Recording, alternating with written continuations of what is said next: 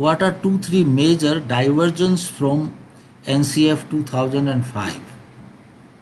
ये इंटरेस्टिंग सवाल है और इस दृष्टि से मैंने बहुत ध्यान नहीं दिया था प्रदीप कुमार जी।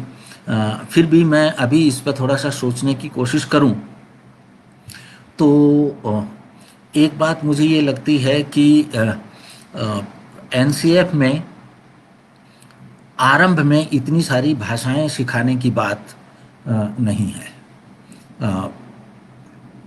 एक से अधिक भाषाएं सिखाने की बात है, मल्टीलिंगुअलिज्म की बात है, लेकिन मल्टीलिंगुअलिज्म और एक से अधिक भाषाओं में लिखना पढ़ना सिखाना ये दो अलग अलग बातें हैं।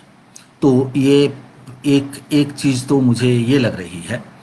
जहाँ तक पूरी शिक्षा नीति का है उसमें एनसीएफ से अलग प्रकार की चीज़ें बहुत सारी हैं, लेकिन भाषा में विशेष रूप से एनसीएफ से अलग प्रकार की चीज़ें पढ़ने लिखने को लेके ही अधिक हैं, बाकी नहीं है। अलग नहीं है, लेकिन एनसीएफ में क्लासिकल लैंग्वेजेस पे और भारतीय भाषाओं से बच्चों के परिचय के लिए शिक्षा में व्यवस्था करना कुछ ऑप्शनल के रूप में और कुछ जो पढ़नी ही हैं उस रूप में, उस तरह का एम्फेसिस एनसीएफ में नहीं है। फॉर एग्जांपल, एनसीएफ ये नहीं कहता कि हम कोशिश करें कि चाहे ऑप्शनल ही सही, लेकिन प्रत्येक बच्चा कम से कम एक क्लासिकल लैंग्वेज, और क्लासिकल लैंग्वेज में मैं रिपीट कर रहा हूँ, पाली, प्राकृत, बहुत सारी रीजनल लैंग्वेजेस का, क्लासिकल साहित्य, तमिल, मतलब सारी रीजनल लैंग्वेजेस का, इसलिए सबका नाम लेने की ज़रूरत नहीं है, और पर्शियन, ये सब हैं। तो कम से कम एक क्लासिकल लैंग्वेज में बच्चे पारंगत हों। मुझे ऐसा लगता है कि ये अच्छी बात भी है, और एनसीएफ में इसका विरोध नहीं है, इसलिए आप ये नहीं कह सकते कि इससे उससे डाइवर्जन है, लेकिन एनसीएफ में इस पर एम्फेसिस नहीं है। यदि यही शिक्षा नीति इसी रूप में अगले 10 वर्ष तक प्रयोग में रहती है तो भाषाई दृष्टि से शिक्षा का क्या परिदृश्य बनेगा? व्यवहारिक धरातल पर कृपया टिप्पणी करें। भाई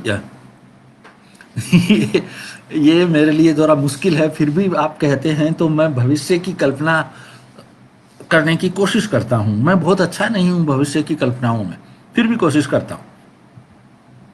देखिए, एक मान्यता तो ये लें कि इस शिक्षा नीति को पढ़ के समझने की कोशिश की जाएगी, और अभी इसमें जो विसंगतियां हैं, अस्पष्टताएं हैं और घालमेल है करिकुलम और पेडागोजी और अवधारणाओं को लेके, उसको दुरुस्त किया जाएगा, पहली मान्यता। दूसरी मान्यता कि इसको पूरी शिद्दत से लागू करने की कोशिश की जाएगी, ये दूसरी मान्यता।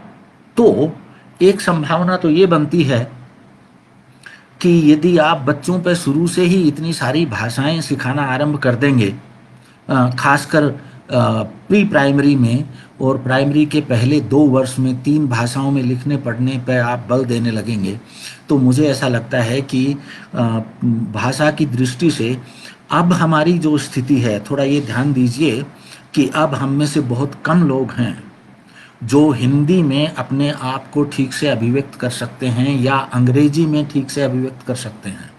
हम सिर्फ खिचड़ी में अपने आप को अभिव्यक्त कर सकते हैं। तो मुझे ऐसा लगता है कि भाषाओं की पकड़ और उसमें उसका लालित्य खोने का खतरा एक हद तक है। लालित्य से मेरा ये आशय है कि यदि कोई व्यक्ति हिंदी में बात कर रहा है या अंग्रेजी में बात कर रहा है या बांग्ला में बात कर रहा है, तो अपनी संपूर्ण बात को अपनी उस भाषा में सिरे तक पहुंचा सके। हमारे यहाँ ये क्षमता अभी काफ़ी कम हो गई है और इसका खतरा है। लेकिन अब एक कल्पना और कर लेते हैं कि चलो ये भी दुरुस्त कर लिया और बच्चों पे शुरू में इतनी भाषाओं का बोझ नहीं डाला, लेकिन अपर प्राइमरी के बाद बहुत सी भाषाओं से परिचय और सचमुच का त्रिभाषा फॉर्मूला और क्लासिकल लैंग्वेजेस वगैरह किया गया। ये दुरुस्त कर लिया जाए तो मुझे ऐसा लगता है कि अगले 10 वर्ष में भारतीय बच्चे आज के बजाय कहीं ज़्यादा भारत की सांस्कृतिक विविधता से और उसकी विरासत से परिचित होंगे, और एक दूसरे स्टेट और उनको समझने की उनकी काबिलियत अब के बजाय कहीं ज़्यादा होगी। लेकिन आप ध्यान दीजिए मैंने कितनी प्रकार के संशोधन इसमें किए हैं। उन संशोधनों के बिना मैं कोई कल्पना नहीं कर पा रहा हूँ। तो इसका जवाब तो मैं संशोधनों के साथ ही दे सकता हूँ। एक सवाल मुझे वीरेंद्र जी ने लिख के दिया है, पहले वो पढ़ देता हूँ, फिर बाद में प्रदीप कुमार जी वाला पढ़ेंगे। वीरेंद्र जी कह रहे हैं, as Sanskrit being given extra space in the language formula because it is included in. मुझे पता नहीं है कि संस्कृत को पहले की नीतियों की बजाय ज्यादा बल दिया जा रहा है क्या, बल्कि मैं तो ऐसा मानता हूं पहले की नीतियों में भी था। संस्कृत को अधिक बल उत्तर भारतीय स्टेट्स ने पहले से त्रिभाषा फॉर्मूले के एक मिस इंटरप्रिटेशन के रूप में दिया है। संस्कृत को नीतियां जो बल दे रही हैं वो तो जहां तक मैं समझता हूं वो लैंग्वेज शायद डिजर्व करती है उतना ही है, लेकिन जिस तरह से त्रिभाषा फॉर्मूले को हम लोगों ने उत्तर भारत में खासकर हिंदी स्पीकिंग लोगों ने काम में लिया है, उसमें संस्कृत को हम आगे ले आए हैं। The importance, relevance, beauty of the classical languages of India also cannot be overlooked. Sanskrit, while also an important modern language mentioned in the 8th schedule of the Constitution of India, possesses classical literature that is greater in volume than that of the Latin and Greek put together. Containing, देखिए ये थोड़ी आत्मश्लाघा हो गई है बहुत ज़्यादा। हम इस बात से इनकार नहीं कर सकते कि भारत का ज्ञान विज्ञान संस्कृत में रचा जा रहा था और उसमें सचमुच बहुत कुछ है, हम नहीं जानते हैं कितना है, टू टेल यू फ्रैंकली। लेकिन वो कुछ इस प्रकार की चीज है जो दुनिया भर में अनोखी और सबसे ज्यादा है, ये मुझे नहीं पता। एक बात मैंने ये भी कही है कि मुझे ये भी नहीं लगता है कि संस्कृत पर ओवर एम्फेसिस है, लेकिन इस पर हम और बात कर सकते हैं जरूरत हो तो। अब एक सवाल है जो ऊपर जा रहा है तो उसको मैं पढ़ लूं। After the PM's speech a lot of focus is being given to oral reading fluency. The target of 30-35 correct words per minute by the end of grade 3 seems a very low target. Peru has 90 correct words per minute as the target by the end of grade 3. एक second मैं पूरा पढ़ता हूँ आगे। Word पर minute as the target by the end of grade 3, kindly elaborate. Unfortunately मैंने प्रधानमंत्री जी की स्पीच नहीं सुनी, तो उन्होंने क्या फरमाया है और उसका क्या लॉजिक है वो तो मुझे नहीं पता। लेकिन मैंने जो कुछ पढ़ा था, पढ़ने की माइकल ऑक्सफोर्ड की परिभाषा, यदि आपने उस पर ध्यान दिया हो तो मुझे ऐसा लगता है कि असली मुद्दा वर्ड पर मिनट का नहीं है। असली मुद्दा जो टेक्स्ट है वो एक्चुअली उसका कथ्य क्या है, उसकी विविधता, उसकी गहराई को सही ढंग से पकड़ पाना जिसको आप लॉजिकली डिफेंड कर सकें। और इस दृष्टि से देखा जाए तो बोल के पढ़ना अच्छी बात है, सीखना चाहिए, जितना जल्दी पढ़ सकते हैं पढ़ना साथ चाहिए, कोई बुरी बात नहीं है। लेकिन मुझे ऐसा लगता है कि असली मुद्दा कॉम्प्रिहेंशन का है। यदि आप ये कहते कि 1 मिनट में कितने शब्द पढ़ के समझ सकते हैं गहराई से, तो मुझे ज़्यादा आनंद होता उसमें। 1 में कितने पढ़ के सुना देते हैं पट करके, ये मुझे पढ़ना सीखने का कोई मापदंड नहीं लगता, चाहे वो पेरू हो या भारत हो या कितने भी शब्द हों। मैं एक बात आप लोगों को कहना चाहता हूँ, और ये मैंने करके देखा है, इसलिए हो सकता है मेरी बात लोगों को ठीक नहीं लगे। मैं 2-3 चीज़ें करता रहा हूँ। एक, मैं बहुत सरल टेक्स्ट लेके वर्कशॉप में लोगों को देता रहा हूँ कि ये पढ़ लो भाई, और मैंने ये पाया है कि लोग उसको पढ़ लेते हैं, ये कहते हैं कि समझ गए, लेकिन वही समझते हैं जो उन्होंने पहले से समझ रखा था। मैं कई बार जानबूझ के उल्टा टेक्स्ट देता हूं जो उनके विचारों से भिन्न है। एक बार मैंने एक ऐसे समूह को, जिनकी पहले बहुत सारी ट्रेनिंग्स हो चुकी थी बाल केंद्रित शिक्षण में और उसकी बहुत बड़ाइयां करने में, उसकी क्रिटिसिज्म का एक टेक्स्ट दिया, एक 6-7 लाइन का पैराग्राफ। उन सब ने उसको बाल केंद्रित शिक्षा के सपोर्ट में इंटरप्रेट किया, जबकि वो उसकी बहुत तीव्र क्रिटिसिज्म थी, और ये डीआईटी के लेक्चरर्स थे। तो देखिए, मैं कहने की कोशिश ये कर रहा हूं कि माइकल ऑक्सफोर्ड जो कह रहे थे कि एक रेशनल चेतना के विचार को अपने दिमाग में इनेक्ट करने की स्वतंत्रता देनी चाहिए, वो देना हम नहीं सीखते, और ये ऐसे पढ़ने में मुझे नहीं लगता है कि वो हो पाएगा। एक बात और कहना चाहता हूँ, मैं फेसबुक पर इस प्रकार के प्रयोग करता रहता हूँ। कई बार ऐसे ही छोटी सी चीज़ मान लो डाल दी, और उसमें एक आप पूछा एक बार लोगों से कि भाई इसमें 2 लोग हैं, ये बात कर रहे हैं, इसमें डर की बात कर रहे हैं, ये किससे डर रहे हैं?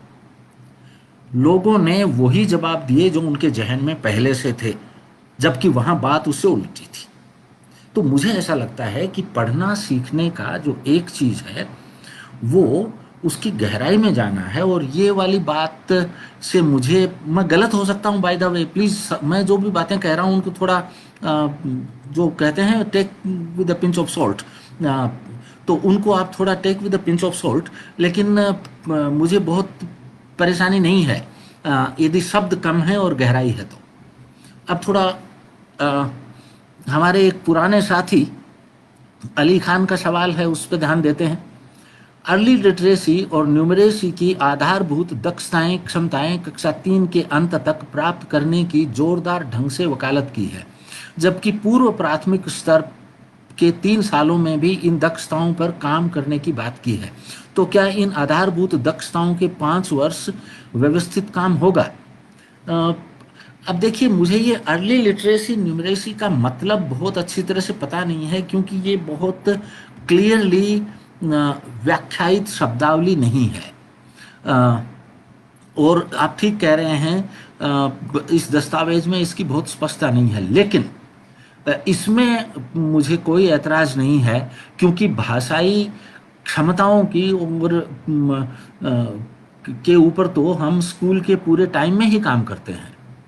तो जहाँ तक पढ़ना लिखना सीखना है और साहित्य में रमना सीखना है, उस तरह की क्षमताओं पर तो शुरू से लेके आखिर तक ही काम होने की ज़रूरत है। मुझे नहीं लगता कि कम से कम 4 साल से पहले बच्चों को पढ़ने लिखने की तरफ या अल्फ़ाबेट्स की तरफ बहुत ज़्यादा एम्फेसिस होना चाहिए। बहुत सारे साथियों ने मुझे जानकारी दी है कि इस प्रकार के अध्ययन हैं, और उन्होंने स्वयं भी अपने बच्चों को पढ़ना लिखना सिखाया है। 3 और 4 वर्ष की उम्र में बिना किसी दबाव के वो सीख जाते हैं। मुझे कई बार शक होता है कि उसमें भाव को समझे बिना डी कोडिंग नहीं सीख जाते हों, क्योंकि एक बार भाव को समझे बिना डी कोडिंग की आदत हो गई और उसी को पढ़ना मान लिया गया, तो बाद में इस आदत से छुटकारा पाना बड़ा मुश्किल हो जाएगा। तो आरंभ में इन पे कितना ध्यान देना चाहिए, और 3 भाषाओं में देना चाहिए जो कि लिखा हुआ है, ये तो बिल्कुल गड़बड़ बात लगती है मुझे। अब अगले सवाल पर आते हैं। एक अच्छी बात ये है फेसबुक में, आज मुझे मज़ा आ रहा है कि मैं जो भी कह दूं आप लिख के बड़ी मुश्किल से कुछ कह पाएंगे, मेरी बात का प्रतिकार और ऐतराज नहीं कर पाएंगे। तो ये मुझे लगता है कि क्या बोलते हैं आप लोग इसको, सत्ता की असमानता, ये बड़ी बढ़िया बात है बोलने वाले के लिए। खैर, नई शिक्षा नीति के आने से शिक्षा के अधिकार में क्या क्या बदलाव आने की उम्मीद है? अब बंधु, ये उम्मीद है या आशंका है, थोड़ा सा इस बात पे विचार कर लीजिए। दोनों ही शब्द काम में लिए जाते हैं। मुझे नहीं पता कि शिक्षा के अधिकार पर नई शिक्षा नीति का 1-2 जगह जो बातें लिखी गई हैं जिनका जिक्र मैं करूंगा, उसके अलावा बहुत ज़्यादा कोई फर्क पड़ेगा क्या। एक तो एक से अधिक जगह एम्फेसाइज किया गया है कि एक शिक्षक और 30 बच्चे और शिक्षकों के प्रशिक्षण पर यथोचित ध्यान दिया जाना चाहिए, जो अभी तक नहीं दिया गया है और शिक्षा के अधिकार का मसला है। ये अच्छी बात है। लेकिन दूसरी बात, एक तरफ ये कह रहे हैं कि 3 साल से लेके 8 साल तक का शिक्षा क्रम और जो फाउंडेशनल स्टेज है वो एक स्टेज है, और दूसरी तरफ उसमें शिक्षकों की क्षमताएं, योग्यताएं और प्रशिक्षण है, उसमें विभिन्न प्रकार के भेद, और शुरू के 3 वर्ष के बहुत ही कमज़ोर शिक्षक रखने की सलाह है। ये मुझे गड़बड़ लग रही है, और शायद उसके विरुद्ध जाए। एक और चीज़ उसके विरुद्ध जा सकती है, ये शिक्षा नीति स्कूल में जो आवश्यक संसाधन हैं, अर्थात इंफ्रास्ट्रक्चर वगैरह, उनको ज़्यादा खुला करने की परिस्थिति के अनुसार की बात कर रही है। मुझे ऐसा लगता है इसमें समस्या है, क्योंकि वास्तव में ये फॉर्मुलेट इसलिए किए गए थे कि सरकार बिना पूरी तैयारी के, बिना इंफ्रास्ट्रक्चर के लिए स्कूलें खोल देती थी, बिना भवन के, बिना पढ़ने लिखने की सामग्री के, बिना शिक्षक के, और इसलिए सरकार को बाध्य करने के लिए इस प्रकार की चीज़ थी। अब हो ये रहा है कि आप ये कह रहे हैं कि हम इनपुट पे ध्यान नहीं देंगे, आउटपुट पे देंगे। भैया पहले भी आउटपुट पे ही दे रहे थे, लेकिन ये कह रहे थे कि जिन लोगों की जिम्मेदारी है वो जितना चाहिए उतना मिनिमम इनपुट भी नहीं दे रहे हैं, तो उसको खोलना शिक्षा के अधिकार को डाइल्यूट करने की संभावना है उसमें। बाकी तो थोड़ा और सोचना पड़ेगा। एक और सवाल सुधीर जी का है, क्या संस्कृत जैसी भाषा जो अब कहीं प्रयोग में नहीं है, उसकी क्या कोई प्रासंगिकता रह गई है? अब सुधीर जी, आप तो हमारे दोस्त हैं, इसलिए आपको हम कड़ा जवाब दें तो भी आप बुरा नहीं मानेंगे, मुझे ऐसा लगता है। देखिए, यही एग्जैक्ट भावना है जिसके कारण बहुत समस्याएं संस्कृत के बारे में और संस्कृत में जो कुछ है वो हम तक पहुंचने में नहीं पहुंच रही हैं हम पर। थोड़ा सा ये देखने की कोशिश करें कि सवाल ये नहीं है कि अब वो भाषा कहीं है कि नहीं है। सवाल ये है कि यदि आप अपने मैं एक उदाहरण ले लेता हूं जिसका मैं विद्यार्थी हूं। सवाल ये है कि क्या भारतीय दर्शन आज अध्ययन के लिए उपयुक्त चीज है? क्या उसकी जरूरत है? मेरी पर्सनल जानकारी है, मैं कह सकता हूँ भारतीय दर्शन बहुत सारे ऐसी समस्याओं पर चिंतन करता है और गहराई से चिंतन करता है जो आज भी रेलेवेंट है। वैसे दर्शन की एक बात ही ये है बंधु कि वो जिस चीज़ों पर गहराई से चिंतन करता है वो सदा ही रेलेवेंट रहती है, सो वो आज भी रेलेवेंट हैं। और बहुत सारी, अभी मेरे एक बहुत प्रबुद्ध पश्चिमी दोस्त ने, जो प्रोफेसर हैं, मुझे एक चिट्ठी लिखी है जिसका मैं जवाब बहुत दिन से नहीं दे पाया हूं कि आज की शिक्षा में क्या योग की विधियां कुछ मदद कर सकती हैं और उसको किस तरह से काम में लिया जा सकता है। अब यदि आप इस दृष्टि से देखें और आप भारतीय दर्शन को समझना चाहें, और ऐसी हजार चीजें और हैं, मैं एक उदाहरण ले रहा हूं सिर्फ, तो आप संस्कृत को ठीक से समझे बिना नहीं कर सकते। और यदि आपके पूरे देश में संस्कृत को जानने वाला कोई भी नहीं है तो आप अपना ही ज्ञान, अपनी ही विरासत दूसरों की मदद से और दूसरों की आंखों से देखकर प्राप्त करेंगे, और वेंडी डोनिगर जैसे लोगों की ऊट पटांग ट्रांसलेशन पर आपको निर्भर रहना पड़ेगा।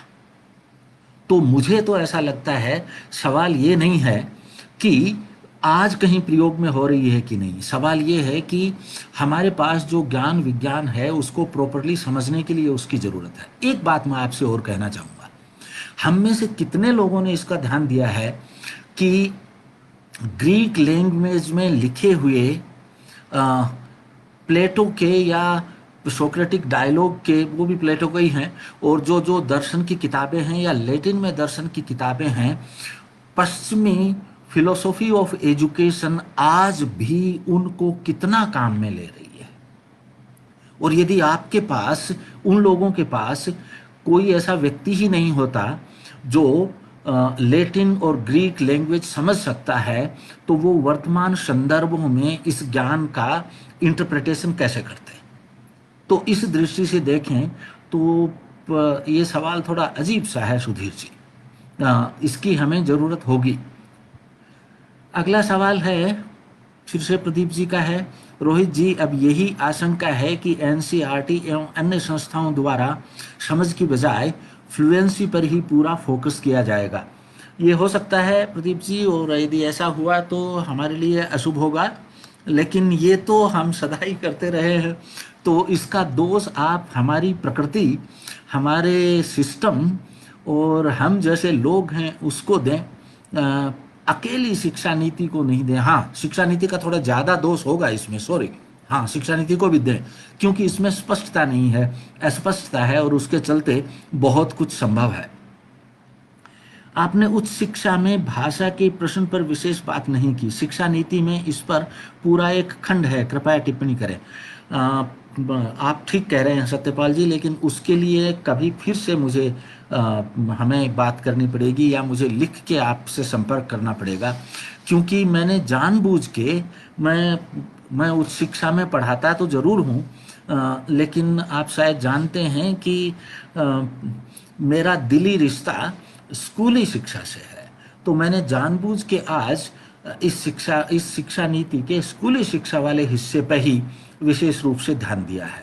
तो उस पर इस वक्त मैं बहुत ज़्यादा टिप्पणी नहीं कर पाऊंगा। आप चाहें तो मुझे ईमेल लिखें, और मैं, क्योंकि इस पर एक लंबा लेख लिख रहा हूँ जो काफ़ी लंबा होने वाला है, और उसमें उच्च शिक्षा और समग्रता की दृष्टि से मैं देख रहा हूँ, तो मैं आपको रिस्पॉन्ड करूँगा। इस वक्त उस पर कुछ खास नहीं कह पाऊँगा। मुझे ऐसा लगता है कि संस्कृत को लेके हम दो धड़ों में बटे हुए हैं, और दोनों अति संवेदनशील हैं। एक धड़ा संस्कृत को लेके वो है जो उसी को जगत गुरु की भाषा और ज्ञान का मूल, सब भाषाओं की जननी, भारतीय संस्कृति का मूल, इत्यादि इत्यादि, पता नहीं क्या कहती है, और संस्कृत के बिना दुनिया में कुछ नहीं है। दूसरा धड़ा वो है जो संस्कृत का नाम लेने से ही उनको लगता है कि कुछ पुरानपंथी चीज हो गई है और जिसमें गड़बड़ है। मेरी समझ ये है कि ये दोनों गलत हैं, क्योंकि एक जमाने में भारत में ज्ञान निर्माण की भाषा संस्कृत थी। बौद्ध धर्म की आरंभिक बात जो पाली में होनी शुरू हुई थी, उस पर भी जब बौद्ध दर्शन विकसित हुआ आगे, और उनकी अन्य भारतीय दर्शन की शाखाओं से, खासकर न्यायिकों से बातचीत होनी शुरू हुई, तो वो भी संस्कृत में लिखा जाने लगा। तो भारत में ज्ञान निर्माण की भाषा संस्कृत रही है। हमारी बहुत सारी चीज़ें जो हमें पता भी नहीं है, हम जिस अंदाज में सोचते हैं, हमारी चेतना जिस अंदाज में घड़ी जाती है कम्युनिटी में, उसका मूल बहुत सारा उस वक्त के संस्कृत में, चिंतन में है। इसलिए संस्कृत हमारे लिए एक इम्पोर्टेंट लैंग्वेज है।